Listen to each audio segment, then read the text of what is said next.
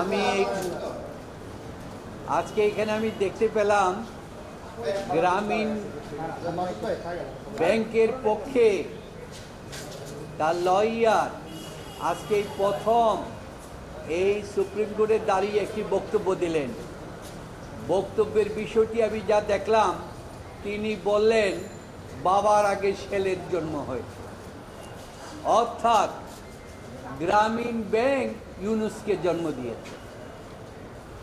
ইউনুস সাহেব কিছু না, অথচ গ্রামীণ ব্যাংক অর্ডিন্যান্স 1983-তে 37-এ বলা আছে ডক্টর ইউনুস যেই প্রজেক্টটা দিয়ে ক্ষুদ্র ঋণ প্রকল্প সৃষ্টি করেছে, ওই প্রকল্পটার নামই ছিল গ্রামীণ ব্যাংক প্রকল্প।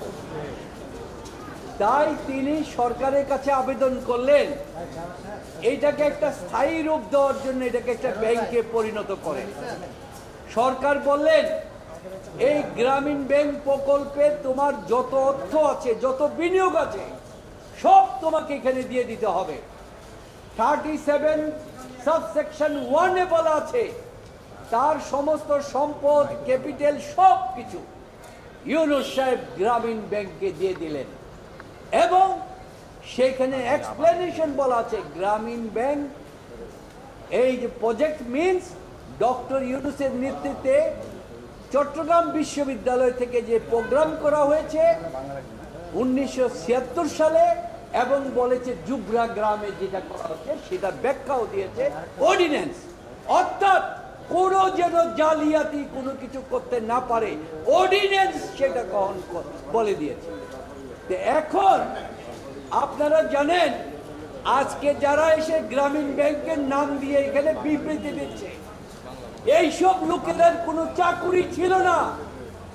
গ্রামীণ ব্যাংক প্রতিষ্ঠা করে ডক্টর ইউনুস বললেন শুধু এমএ পাসের সার্টিফিকেট থাকলে চলবে, তোমাদের গ্রামে যেতে হবে, গ্রামে গিয়ে কাজ করতে হবে। তাদের চাকরি দিয়েছে।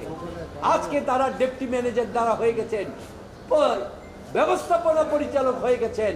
ভাত খাবার টাকা ছিল না, চাকরি ছিল না, আজকে তারা বলেন ডক্টর ইউনুসের বদনাম, এবং বলতে গিয়ে বলেন যে বাবার আগেই নাকি তার জন্ম হয়েছে। এই এক অদ্ভুত কথা বললেন।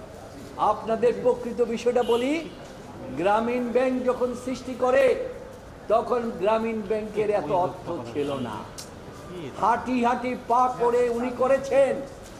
এই করার জন্য তার জীবনের সবচেয়ে বড় স্যাক্রিফাইস আপনারা জানেন, ওনার স্ত্রী বাংলাদেশের একজন বিখ্যাত ব্যক্তি, আমেরিকান রাশিয়ান মহিলা, তাকে নিয়ে এসেছেন মনিকার মা। গ্রামে গ্রামে গিয়ে বাংলাদেশে এই গ্রামীণ ব্যাংক করবেন, উনি বলবেন আমি থাকবো না, উনি